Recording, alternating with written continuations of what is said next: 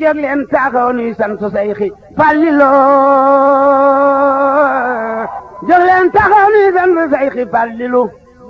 guddeeg bëccëg ñu jublu Seyxi Fàllilu yaaro ci mboolem lawlu yow Fàllilu yaay Mustafa yaay Muntakal yaay wàlliyu géejug mbindeef leen ndokkeel ci xew-xew bi nga xam ne moom la ñu nekk di ci fàttaliku yaari yëf ba ci jëkk mooy guddi gi nga xam ne ci la yonent bi sallallahu alayhi wa sallam wuy ji woon wooteeb suñu borom te fekk ñu ngi dund waaye la ca dolliku mooy jullit itam yu Sénégal dañ cee am seen xew-xew bopp muy kenn ci njabootug Serigne Touba gi tudd Alaaji Mahamadou Fadal ci la gënee àdduna muy bis boo xam ne moom ci boppam ci ak dundam dundal na ko ay at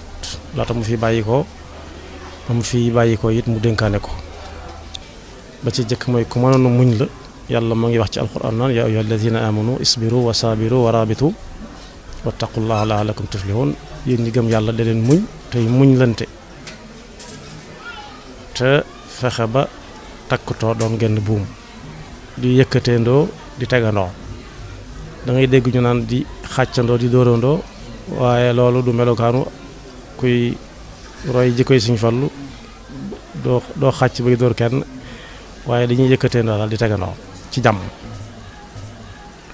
waaye boobu lay tekk yàlla teg ci ne inna allaha ma'a sabirin kon kuñ ne diw ab muñkat la woon daye ba nga xam ne sorewut ak yàlla jege na ko lool inna allaha ma'a sabirin mas na fa waxit na may Sénégal loolu mën na ko tënk foofu rek mu gàtt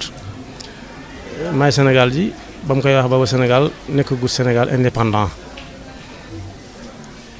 daa am lu xewoon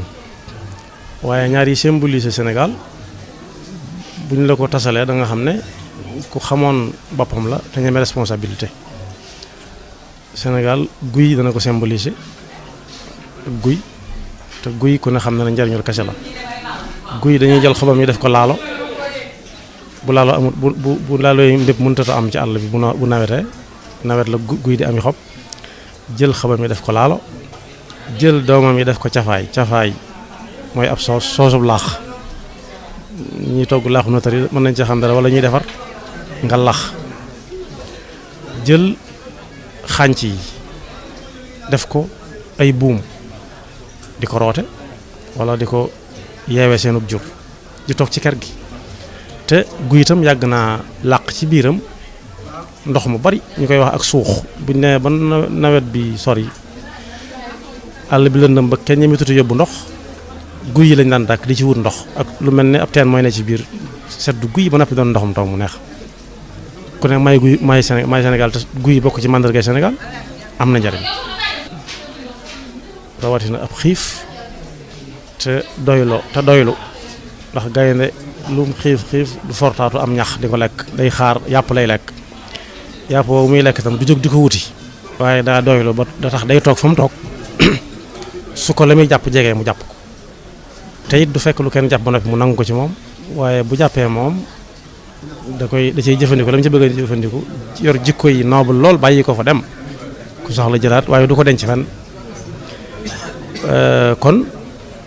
ku xamoon boppam la ba ne man maay Sénégal ñi nga xam ne daanañ ci ñëw ñëpp suñu borom dëgëral kóllëre gi ñu seq ba tax ñuy ñëw ñi nga xam ne it ñi ngi soog a ñëw yàlla na kóllëre gi yàgg ñi nga xam ne ñëwaguñu it yàlla nañu yàlla may fekk déwén bañ mën caa ñëw bokk ko ak ñun te luñ ci def ñu tase ceeg ngërëmul suñu borom ak ngërëmul sëriñ bi tax ñu jóg leen taxaw nuy sant Seyxi Fàllilu jóg leen taxaw nuy sant Seyxi Fàllilu guddeeg bëccëg ñu jublu Seyxi Fàllilu yaaro ci mboolem lawlu yow Fàllilu yaay Mustafa yaay Muntakal yaay wàlliyu géejug mbindeef